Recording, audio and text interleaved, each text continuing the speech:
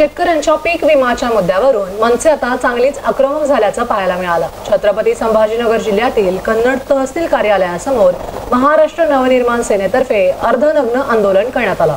यावेळी पीक विमा कंपनीच्या विरोधात जोरदार घोषणाबाजी करण्यात आली।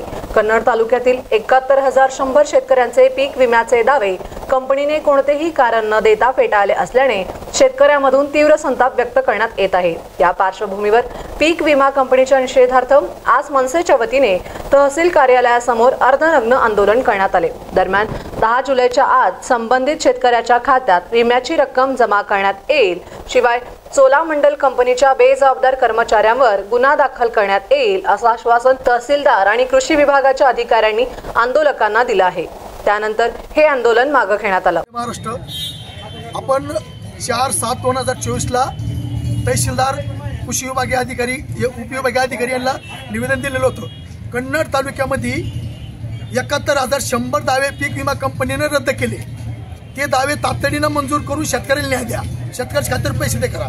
आणि जे कंपनीने दावे रद्द केले, जे त्याचे बेजबाबदार कर्मचारी त्यांच्यावर शेतकऱ्याचं नुकसान केल्या प्रकरणी गुन्हे दाखल करण्यात यावे अशी मागणी आपण 4 तारखेला प्रशासनाला निवेदन दिलेले आहे। परंतु शासनाने कुठली दखल न घेतल्यामुळं म्हणून आम्ही आज महाराष्ट्र नवनिर्माण सेनेच्या वतीने अर्धनग्न आंदोलन कृषी कंपनी विरोधात करीत आहे। आपली मागणी का जोपर्यंत गुन्हे दाखल होते कंपनीवर आणि बेजबाबदार कर्मचाऱ्यावर तोवर आमचं आंदोलन थांबणार नाही।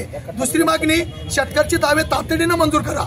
आणि अमोल काळे, स्टार महाराष्ट्र न्यूज, छत्रपती संभाजीनगर।